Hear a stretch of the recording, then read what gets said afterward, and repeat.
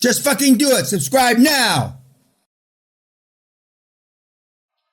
Okay, so basically this is a hypothetical scenario of a deal that I looked at when I was pursuing nursing homes, which I got through a broker. So what I'm going to do is I'll walk you through the financials, and then I'll also walk you through the two different finance plans that I had in mind.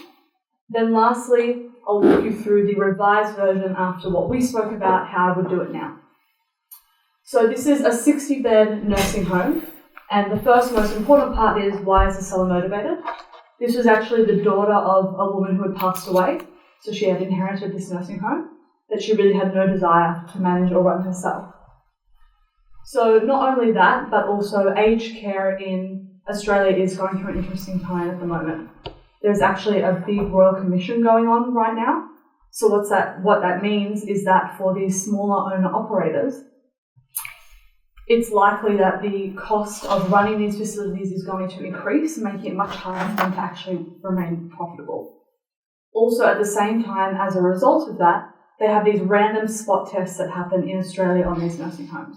And what used to take half a day is now taking 3 days, and what used to be relatively easy to pass is now becoming far stricter and far more regulated. So, for example, one small breach could actually result in them not being able to take on a new resident for a 6-month period. And anything more serious could also mean legal penalties, fines, and a cut for their funding. And the majority of the income for these homes actually comes from the government. So, what's caused this? Why is this change? It's because there was a lot of negative media attention around bad quality of care being given to the residents. Sure. So as a result, the government was kind of forced to do this Royal Commission, and since that has occurred, it's all just ramped up. So every day in Australia, there is a new story about somebody being sexually abused, somebody being not fed correctly, blah, blah, blah, all this stuff, and homes are actually getting shut down because people aren't operating properly. So in terms of a time to buy these smaller owner-operators, it would be a really good time. Now, there are actually 6 major players in Australia who dominate the market, and they're already growing by acquisition.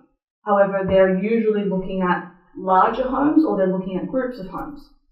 And the range of the EBITDA multiple ranges anywhere from a low of 4 times EBITDA, up to a high of 11. And the big guys are actually paying 11 for these bigger groups.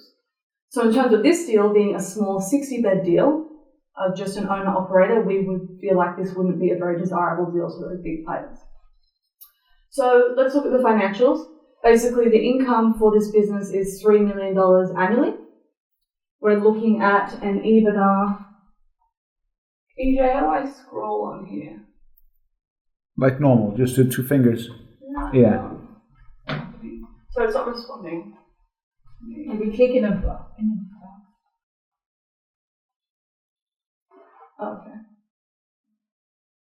Okay. Thanks. All right.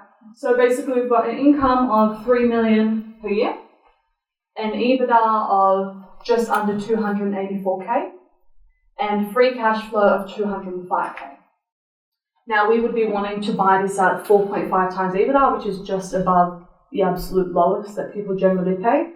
So we're looking at a purchase price of just under $1.3 million. 3 times EBITDA? 4.5 times EBITDA.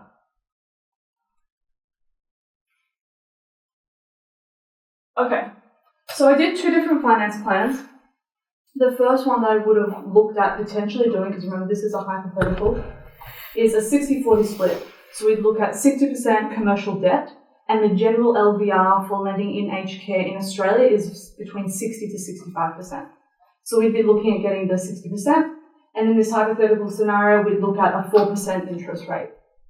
Now, we would then look to the vendor to do vendor finance of 40%, and this finance plan is constructed basically taking over the business as it currently is. So leaving all the expenses and the income the same. And in this scenario, we would pay back the bank in 8 years, and we would pay back the vendor in 6 years.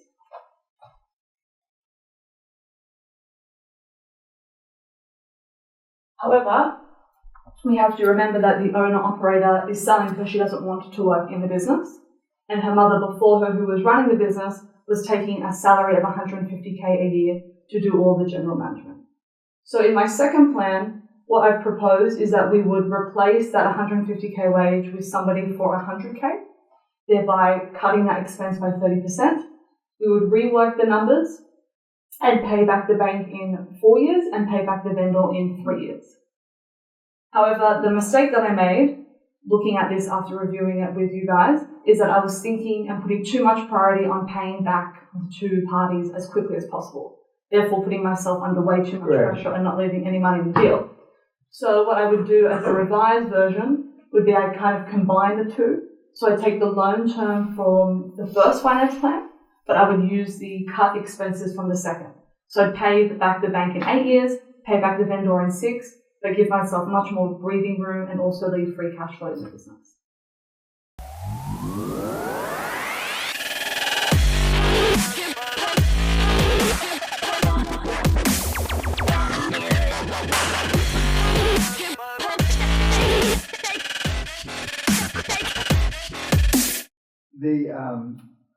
A general rule of thumb is you want your payments, both interest and principal, to be as far out as humanly possible, embarrassingly far out, so they get insulted, you know. And we just had a guy that said to the vendor, 25 years. Now that's embarrassing. I don't have the balls to tell a guy 25 years myself. And the guy settled for 18 years. Wow. So it's kind of like starting at 100% vendor finance. Start as far as you can. Yeah. Okay. So and then you want to no interest the first year, couple of years, then possibly then interest a couple of years, and then you want the principal a balloon if you have your druthers, because the present value of the money is working in your favor and against them. But normally to get those kind of far out terms, like the Onassis people said, you name the price, Mr. Peña, we'll name the terms, is to overpay. So if they wanted $1 million, you paid them $1,250,000. If they wanted $2 million, you make them $2,400,000, because the value of that money out 7 to 8 years, I mean, is significantly less. But more importantly, it gives you the wiggle room that you alluded to be able to, so you're not under pressure. Because, you know, my definition of an entrepreneur is missing payroll to your employees 2 paychecks. You'll see how fucking loyal they are. 1 paycheck, you can explain away why you missed 1. But when you miss 2, and so, I mean, you don't want to ever have to do that. I mean, be put in that position where you're going to, missing paycheck. Because you're also going to be missing utility bills, you're going to be missing all the other things that keep the business running. I did the vendor finance interest-free because I've heard you talk about doing that as much as possible. How common is that? Do most vendors go for that? Well, no. What they go for is, what's the total? Okay. They just care about like, we've got a deal right now with one of you kids in another group. They got $4 million in their head. They have no reason, rhyme, or justification for $4 million. In reality, it's probably worth maybe $3 million. But somebody told them $4 million. Okay, you worked all your life, $4 million.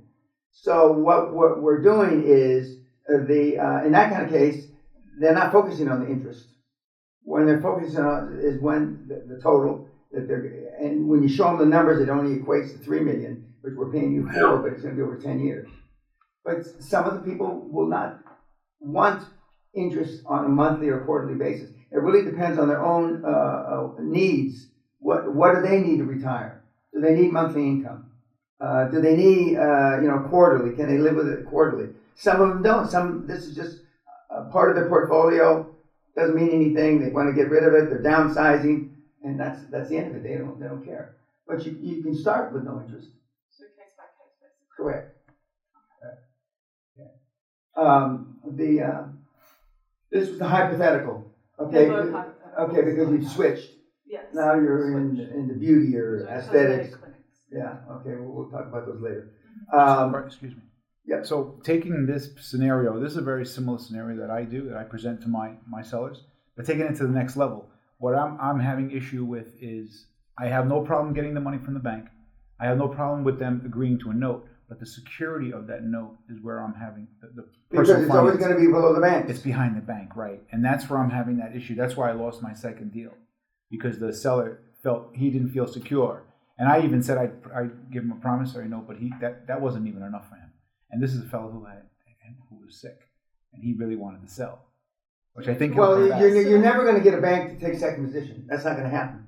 But you have to use it against them. You have to, like we talked about yesterday. Well, if they're so confident that you should buy this business, yeah, I tried. I know it didn't work. Well, yeah, but remember, it's a numbers game. Every deal that you get presented, you're not going to close. Yeah. You know, you'd like to close every deal, but the worst case scenario on a seller finance.